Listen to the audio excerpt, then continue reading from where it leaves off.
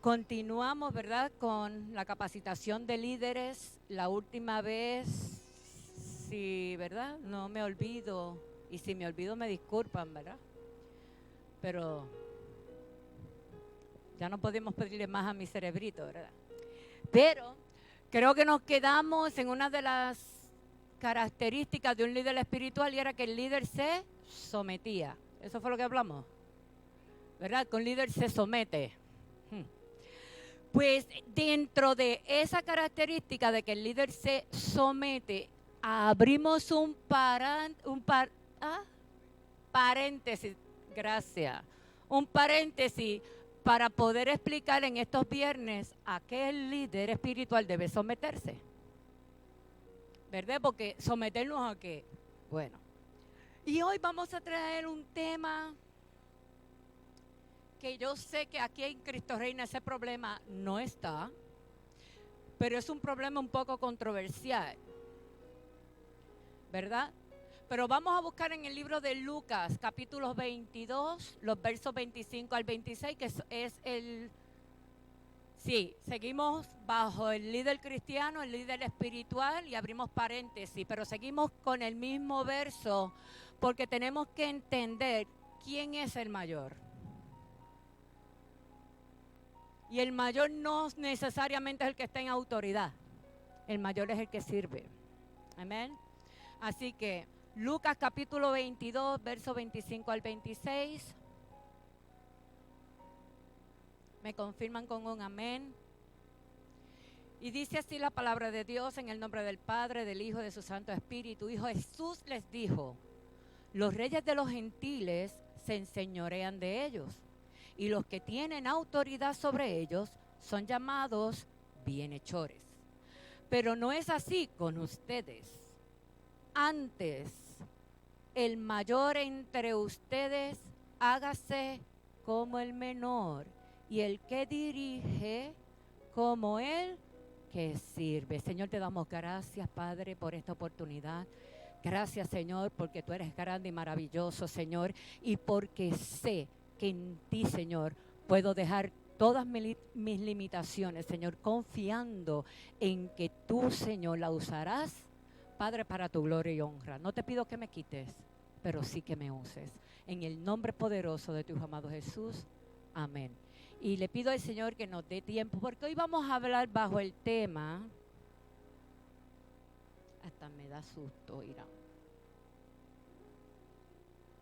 El líder espiritual se somete, el líder y el diezmo. Me encantó las palabras del varón. Cuando damos, ¿verdad? Se supone que demos lo mejor. ¿Verdad que sí? En todos los aspectos, cuando damos, demos lo mejor. No tan solo materialmente, tenemos que aprender a dar lo mejor de nosotros mismos como cristianos, como hijos de Dios, como personas, como hermanos, amén, como amigos. Siempre demos lo mejor. Así que el líder y el diezmo. Dijimos que el líder espiritual se somete, pero también entendemos que hay líderes cristianos que no se someten. Y queremos marcar esa diferencia entre el líder cristiano, pero el líder espiritual, que no es lo mismo. Amén. Así que bajo este tema del líder y el diezmo, uno de los enfoques más importantes para motivar a las personas que están siguiéndome como líder o a los futuros líderes, ¿verdad? Es que debemos de dar el ejemplo.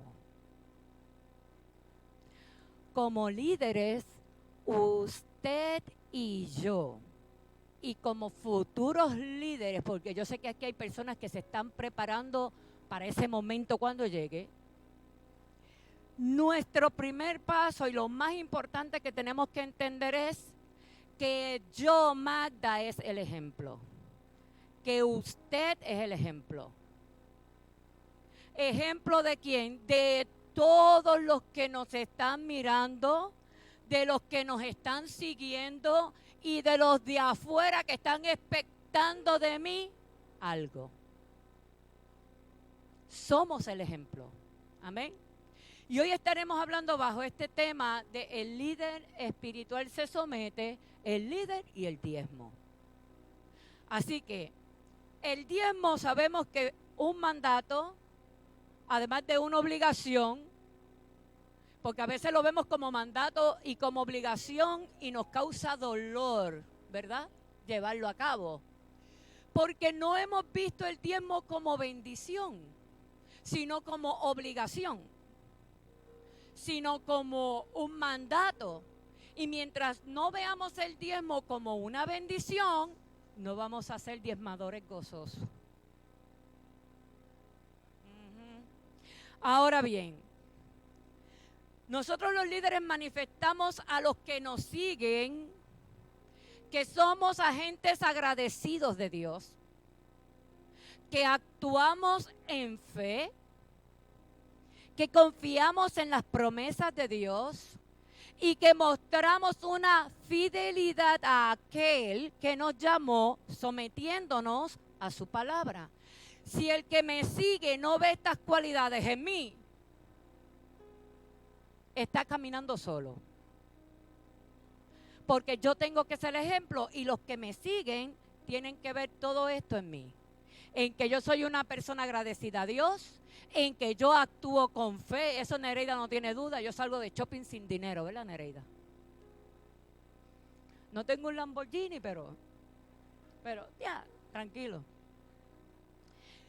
Que confiamos en las promesas de Dios. Nunca dude de las promesas que Dios ha hecho a su vida. Yo digo que aunque yo no esté y parta de este mundo, yo sé que aún mi muerte el Señor la usará para tocar a los míos. Así que yo no lo vea o yo lo vea, yo creo que se cumplen. Amén. Y que mostramos una fidelidad al someternos a la palabra de Dios. La palabra de Dios en Oseas capítulo 4, verso 6 dice: mi pueblo perece por falta de conocimiento.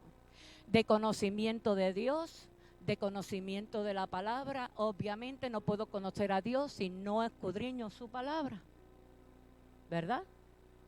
Así que vamos a repasar un poquito el diezmo y el Nuevo Testamento. El diezmo es, le dije, uno de los temas más controversiales dentro de la iglesia en estos tiempos. Hay gente fuera de la iglesia, pero también hay gente dentro de la iglesia que piensa que los diezmos y las ofrendas son para enriquecer al pastor. A mí me han hecho esa pregunta tantas veces. Una vez una muchacha me dijo, ¿tú estás en esas iglesias que cogen el dinero para que el pastor se compre carros y casas? No, en esa iglesia yo no estoy. Pero hay gente allá afuera que lo cree y hay gente dentro de la iglesia, y cuando hablo iglesia hablo en general, ¿verdad? Que también lo cree. Y por eso aguantan los diezmos y las ofrendas. Ahora bien, ¿es el diezmo para la iglesia de hoy? ¿El diezmo es para la iglesia de hoy en día? ¿Debemos diezmar? ¿Qué dice el Nuevo Testamento sobre el diezmo? Usted sabía que en el Antiguo Testamento el Señor trataba a la gente y le decía ladrones, ¿verdad? Porque no diezmaban, no categorizaba como ladrones. Y ahora existen tantas y tantas enseñanzas, hermano, a través del internet, a través de la televisión. Yo le voy a ser honesta. No es que es malo, soy yo. Esta es mi percepción. Pero cuando yo no estoy en la iglesia y estoy en mi casa, yo soy bien meticulosa en escuchar mensajes. Si necesito oír palabra de Dios, voy directo a la Biblia. Porque hay tantas cosas que están erradas allá afuera. Usted ponga diezmo en el internet, yo le voy a decir todo lo que sale en contra del diezmo. Pastores, líderes de la iglesia, y vuelvo y le digo, cuando hablo iglesia hablo en general, que están en contra de los diezmos. Que esto era cosa del Viejo Testamento, que el Nuevo Testamento no dice nada del diezmo. Entendemos que todavía no han entrado al Nuevo Testamento. Pero existen tantas enseñanzas falsas con relación a este tema y a muchos otros temas más, que yo tengo mucho cuidado cuando escucho, y yo no le escucho mensajes a todo el mundo. Yo no veo ni películas, porque yo todas las películas paso por la Biblia. Es un mal que yo tengo. Y si los primeros 5 minutos la pasé por la Biblia la película y no me cuadró, pastor, o lo apago. Pero fíjense, está la doctrina de la prosperidad. En el 1970 esta doctrina cogió un auge increíble. A nivel de que llegó a tocar las puertas de muchas iglesias. Y entonces, si tú no tenías dinero, estabas mal delante del Señor. Y usted veía a la gente embrollándose para probarle no sé a quién que tenía dinero, que por lo tanto estaba bien delante del Señor. Y al final terminaban, ¿saben?, endeudados. Yo conocí de muchos artistas que se salieron porque ya no podían más con el empuje, como decimos nosotros. Enseñanzas como le mencioné, que el diezmo es solamente tiempo del Viejo Testamento, que no nos toca a nosotros diezmar. Lamentablemente, por la responsabilidad de muchos líderes, incluyendo pastores y líderes en general, por el mal uso administrativo, por los errores, por las decisiones erróneas que muchos de estos grandes líderes tuvieron, hoy la iglesia ha querido adoptar puntos negativos sobre el diezmo, y todo el mundo afuera está señalando: a este se lo roba, este se lo va a robar, este se lo va a robar. Yo en lo personal, yo quiero decirle, cuando yo pastoreé por primera vez, que el Concilio de Asamblea de Dios me entregó una iglesia, había sido una iglesia que por 3 veces corrida, el que estaba pastoreando se había llevado todo el dinero. 3 veces corrida. Ganarme la confianza de ese pueblo no fue fácil, porque ya muchos habían dejado de diezmar y muchos habían dejado de ofrendar. Pero vuelvo y digo, nosotros tenemos que dar el ejemplo. Así que vamos a ver qué dice Mateo 23, 23.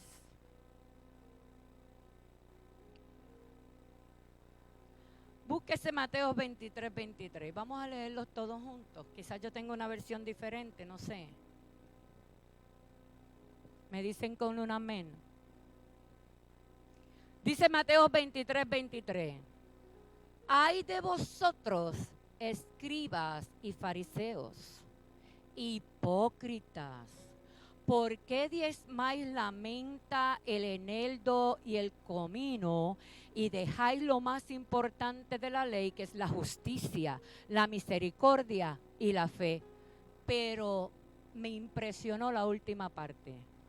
Esto era necesario hacer, refiriéndose a qué, al diezmo, sin dejar de hacer qué, aquello. ¿Sabe lo que es aquello? Justicia, misericordia y fe.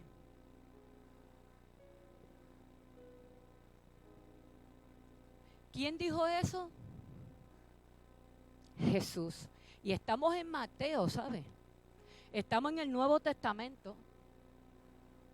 Yo no vine a hablarle del Viejo. Yo vine hoy a hablar del Nuevo Testamento. El mismo Jesús le está diciendo a los escribas y a los fariseos: qué hipócritas son.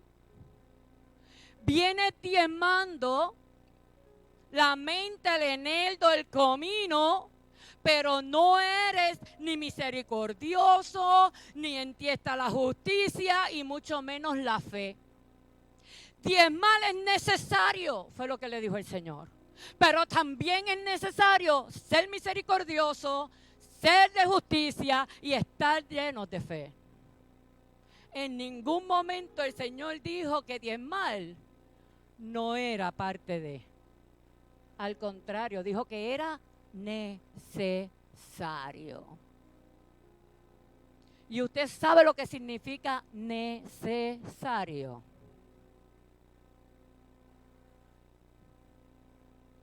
Necesario es beber agua, porque si no bebo agua me deshidrato.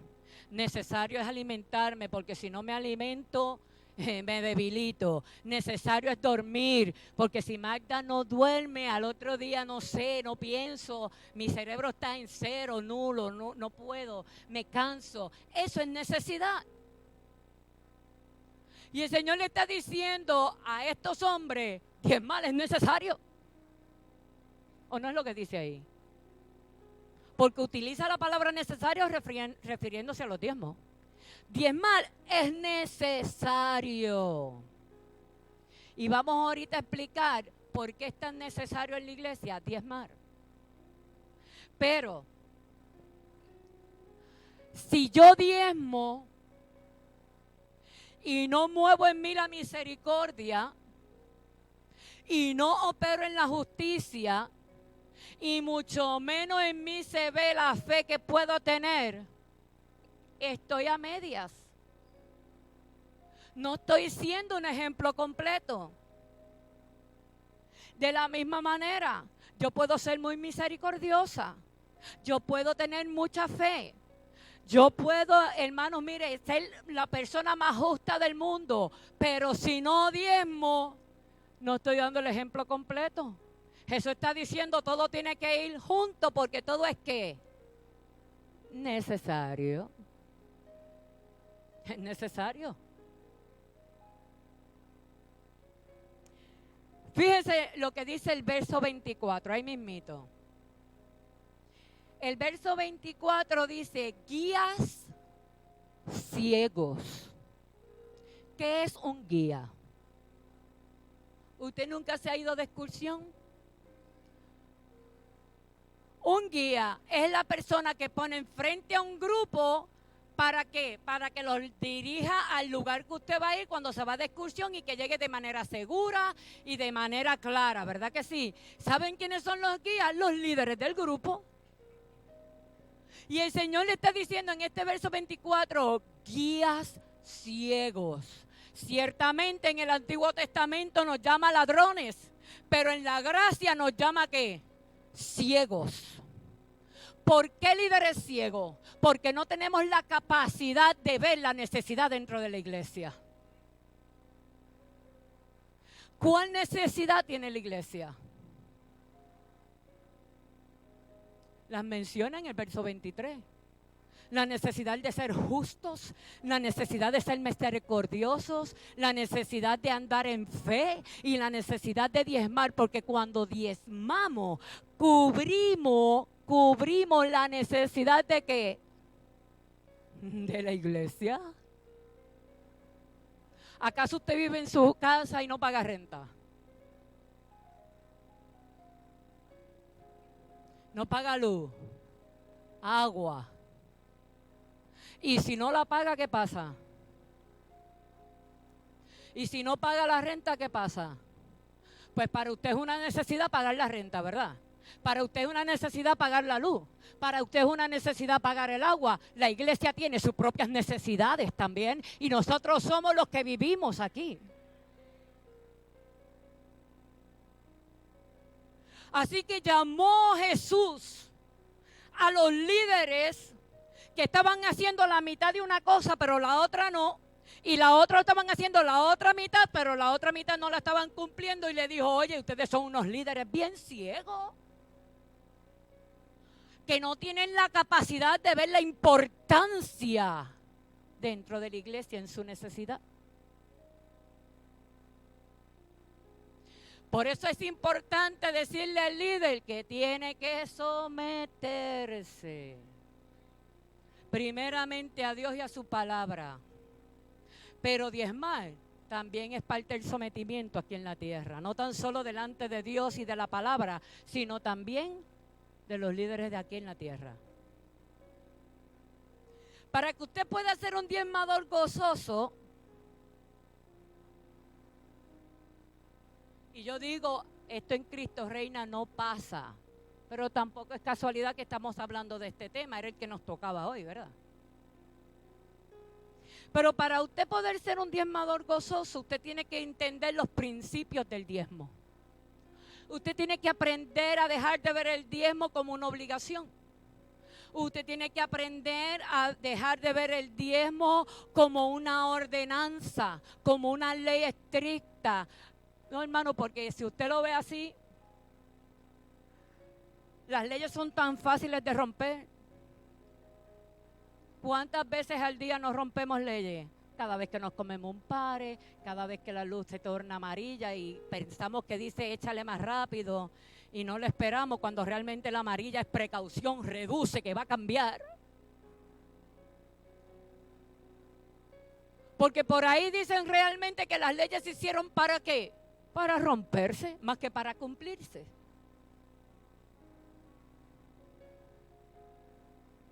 Y yo tengo que entender los principios del diezmo para poder comenzar a ver los diezmos como bendición y diezmar de manera gozosa, ¿verdad?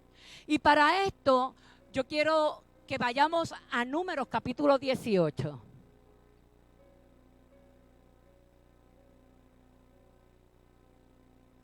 Números capítulo 18, verso 21 dice: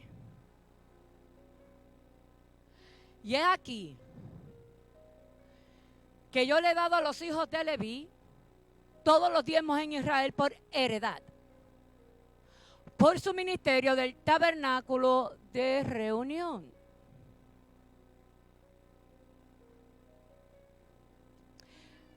Estos hombres eran tiempo completo servidores. Tiempo completo. Ellos no tenían part-time. Era tiempo completo al servicio de Dios. Por tanto, no tenían tiempo para ir a labrar la tierra, para poder cultivar los mismos frutos que se iban a comer. Tampoco tenían el tiempo para tomar las reses y llevarlas a pastar, después llevarlas a tomar agua, después caminar. No había ese tiempo porque ellos estaban tiempo completo al servicio de Dios en el tabernáculo. Y Dios vio su necesidad, como ve la suya y como ve la mía. Y como Dios siempre cuida de los suyos, como Dios siempre está protegiendo a los suyos, pues le dijo, te vamos a dar el diezmo por heredad. ¿Para qué? Para que sigan su full time en el servicio en el tabernáculo. Ese es el principio, hermano, del diezmo. Ese es el principio del diezmo. Un líder que no diezma, no le preocupa el bienestar de esta casa.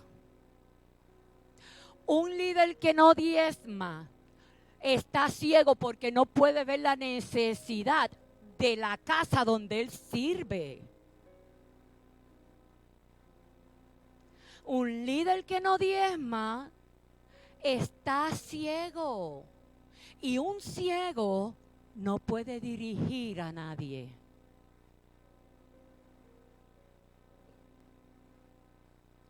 Un ciego no puede dirigir a nadie.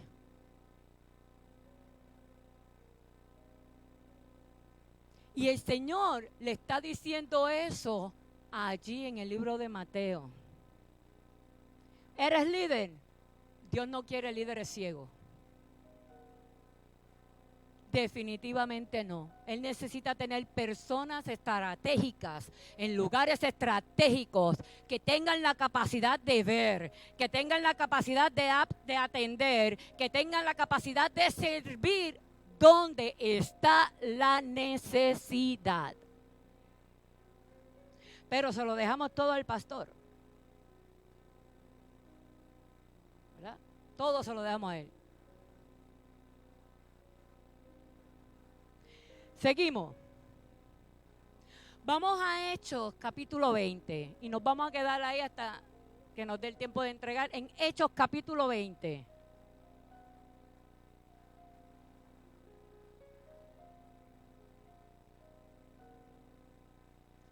En este capítulo, lamentablemente, muchos han sacado el texto de contexto y han formado el gran pretexto para no diezmar.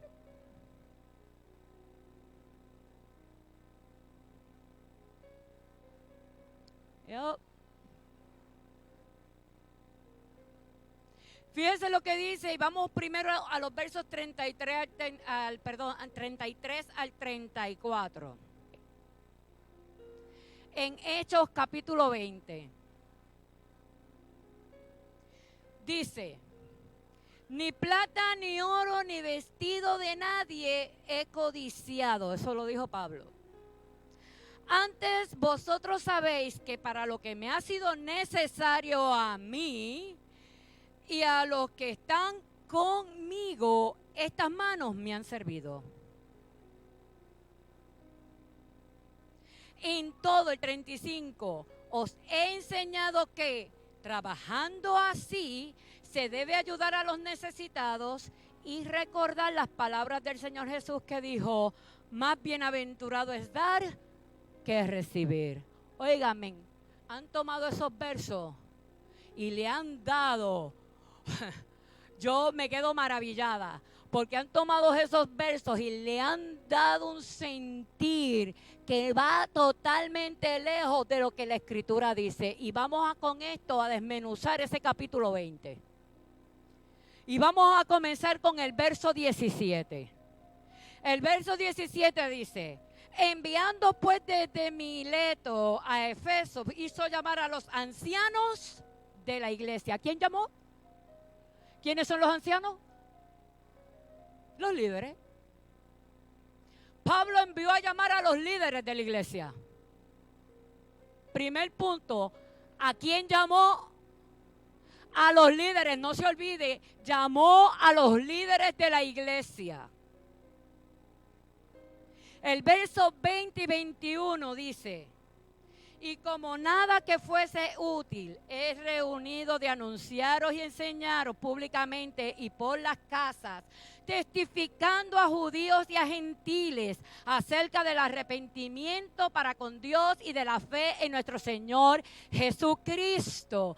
¿Qué estaba haciendo Pablo? Pablo iba de casa en casa, de pueblo en pueblo, de lugar en lugar, predicando el evangelio. Este es Pablo hablándole a los líderes. Te estoy llamando para decirte que yo he estado de casa en casa, de pueblo en pueblo, de lugar en lugar, predicando este evangelio y tratando y trayendo a esta casa nuevos convertidos. Eso es lo que Pablo le está diciendo a los líderes. El verso 25 dice: y ahora, he aquí, yo sé que ninguno de todos vosotros en quienes he pasado predicando el reino de Dios verá más mi rostro. ¿Por qué Pablo dice esto? Él dice más adelante que el Espíritu Santo le habló, el Espíritu Santo le estaba redarguyendo, diciéndole: Pablo, se te acabó el tiempo. Pablo, lo que viene ahora es pura persecución. Vas preso, ya nadie más te va a ver la cara, se te acabó el tiempo de predicar, Se te acabó el tiempo de enseñar. Ahora tienes que pagar otro precio. Y ahora tienes que prepararte. Y Pablo le está diciendo a los líderes, ya yo no voy a estar aquí para cuidar de los recién convertidos. Ya yo no voy a estar aquí para velar por la necesidad de ellos. Ahora les toca ¿a quién? A ustedes, los líderes.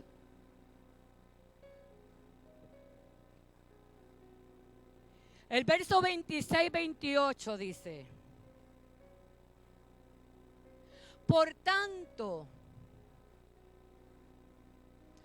yo os protesto en el día de hoy que estoy limpio de la sangre de todos, porque no he rehuido anunciaros todo el consejo de Dios.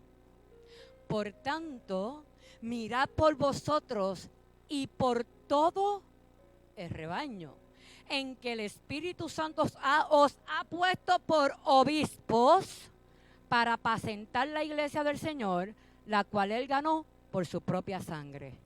Pablo le está diciendo, hizo como Pilato, ¿verdad? Ya el Señor me va a sacar de todo esto. Ahora el Señor me envió a otro lugar, aunque sea pasar necesidades, aunque sea la cárcel, o aunque sea sacarlo y ponerlo en algún lugar. Ya a Pablo se le había acabado su tiempo. Y él le dice, ahora les toca a ustedes. ¿Qué les toca a ustedes? Ahora les toca a ustedes no tan solo velar por los recién convertidos, sino enseñarles y llevarles al conocimiento de la salvación y enseñarles todo lo que es Dios y lo que espera Dios de ellos. Y esa responsabilidad, ¿quién se la dio? A los líderes. Ya yo me lavo las manos, quiso decir Pablo. Ya la responsabilidad no cae sobre mí, dijo Pablo. Ahora la responsabilidad cae sobre ustedes.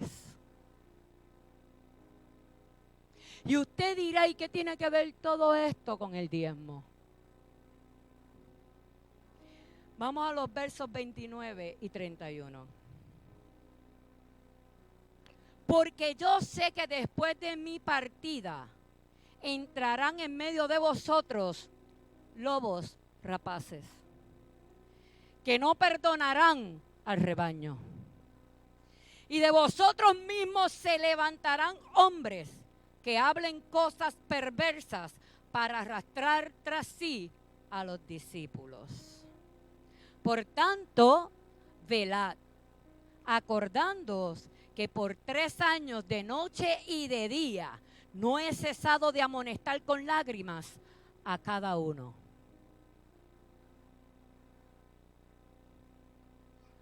¿Por qué Pablo dijo que con sus manos él había trabajado para él y para los que le seguían, para los suyos? Porque Pablo no estaba tratando con gente de mucho tiempo en la iglesia. Pablo no se congregaba con los que tenían 30, 40, 10 años dentro de la iglesia, que ya se conocían toda la palabra de Dios, que ya eran olvídense, fariseos, estaban preparados en la palabra de Dios. No era con ese grupo que Pablo estaba trabajando. Pablo estaba trabajando con los nuevos convertidos, y Pablo prefirió trabajar y gastarse y cubrir la necesidad de él y de los que andaban con él, porque entendía que no era saludable para los nuevos convertidos. Por eso es que él dice, yo trabajé y cubrí mis gastos, mis necesidades, las mías y de los que me acompañaban. ¿Por qué, hermano? Porque desde que comienza el capítulo 20, él está explicando que él andaba con quienes, con recién convertidos, que él su llamado era que ir y predicar este evangelio. Y cuando la gente se convierte, él las tomaba y las traía para que se congregaran y se los dejaba a los líderes para que los líderes que los prepararan. Pero él no está diciendo aquí que es malo trabajar. Él no está diciendo aquí que es malo diezmar. Él no está diciendo ahí que es malo ofrendar. Él lo que está diciendo es, con los nuevos yo lo cogí suave. A los nuevos yo no presioné. Porque para Pablo era más importante que ellos tuvieran conocimiento de la salvación y de al Dios que le entregaron el corazón. Pero ahora le está diciendo a los líderes, ahora te toca a ti enseñarle algo más allá de lo que es la salvación y el Cristo de la gloria. Pero como Pablo dijo que él trabajaba, muchos por ahí se han pegado de que el diezmo ya en el Nuevo Testamento no existe. De que ya el Nuevo Testamento nos liberó de la responsabilidad, porque la gracia. No, la ley te decía que eras un ladrón, la gracia te dice que eres un ciego. En ningún lado dice que no se debe diezmar. Lo que nos cambió fue el título. De ladrones a ciegos. Y no sé cuál de los dos es peor. Yo tengo que entender qué es mi diezmo. Y no estoy hablando del 10% de lo que Dios me dio. Mire, yo lo voy a testificar hace muchos años, no le voy a decir cuántos porque me saca la edad. Pero hace muchos años había esta anciana en la ciudad de Nueva York, en Rochester. Y esta anciana, y yo le he dicho que ella ni sabía leer, el Espíritu Santo le enseñó a leer. Y ella no trabajaba. Ella vivía con sus hijos. Su hijo era el que pagaba todo. Y a ella el gobierno le daba un poquito de food stamp para sus gastos de comida allá en Nueva York. Y un día en una gran nevada, yo la veo con una fundita de víveres del supermercado. Y yo le digo, hermana, déjeme ayudarla. Y me dice, este es mi diezmo. Y yo, su diezmo. Si ahí lo que hay en el víveres, un café, azúcar. Su diezmo. Sí, mi hermana Magda. Yo no recibo dinero cash y yo no puedo diezmar. Pero yo me gozo cada vez que llegue el día de los food stamps. Porque yo me voy para la iglesia y de mi food stamp yo saco el 10% y le hago una comprita a la iglesia y se la llevo a la iglesia y ya diezmé. Eso es ver el diezmo como bendición y no como obligación. Eso es lo que yo llamo un diezmador gozoso. Ella no era deseosa de que llegara el día de los food stamps para ir al supermercado a comprarse la comida. Era para ella aportar a la iglesia, a la necesidad de la iglesia. A esos son a los que Dios les llama diezmadores gozosos. Y le dice, probadme en esto. Sí, porque el diezmar es del Viejo Testamento, pero nos encanta coger la promesa de probadme en esto. Esa no la traímos hasta para la gracia. El diezmar lo dejamos allá. Entonces una cosa trae la otra, ¿verdad? No podemos aplicar la Biblia y la palabra de Dios a nuestra conveniencia. Imposible. Tenemos que someternos a ella y punto y se acabó. De la misma manera que me gozo en la promesa de probarme en esto, me tengo que gozar también provocar la promesa. Y la promesa yo la provoco diezmando, no haciendo otra cosa. Porque si esperas la promesa y no diezma, no se va a cumplir la promesa. Porque hay un requisito para la promesa y es diezmar. De lo contrario, no se va a cumplir. Honra a tu padre y a tu madre y tus días serán alargados. No esperes vivir como Matusalén si no honras a tu papá y a tu mamá. Porque para que esa promesa se cumpla, tú tienes que honrar a tu mamá y a tu papá. Todo en la vida tiene una consecuencia. Y ahora Pablo le está diciendo, ya yo no voy a estar. Yo completé mi trabajo. Ya yo evangelicé. Ya yo traje las almas a los pies de Cristo. Ya yo les prediqué salvación. Ahora les toca a ustedes discipularlos. Y la responsabilidad ya no cae sobre mí. Ahora recae sobre ustedes. Sobre los líderes. La palabra de Dios nos exhorta como líderes a dar. Porque dice Pablo que dar es mejor que recibir. Dar es mejor que recibir. ¿Cómo los que vienen detrás de mí pueden aprender que es mejor dar que recibir? Siendo ejemplo. Si yo doy, y si doy con gozo, siendo el ejemplo. No esperemos que los que me siguen me den el ejemplo a mí. Así no es como esto camina. Jesús era Jesús y siempre dio ejemplo.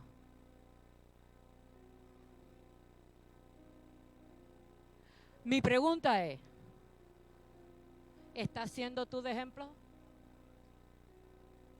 Una vez yo hablaba con una persona, y no voy a decir nombre por ética. Y con esto voy a cerrar. Y la persona me decía, es que no me ponen a orar por los diezmos, es que no me ponen a orar por las visitas, es que no me ponen a... Y mi respuesta, la mía, Durán no tiene nada que ver aquí, la mía, fue la siguiente. Importante es el que ora por los diezmos, pero más importante es el que diezma. Importante es el que presenta las visitas, más importante es el que las trae. Importante es el que lee la palabra, pero más importante es el que la vive. Porque no todo el que ora por los diezmos diezma. No todo el que presenta la visita evangeliza. Y no todo el que lee la palabra la vive. Dios le bendiga.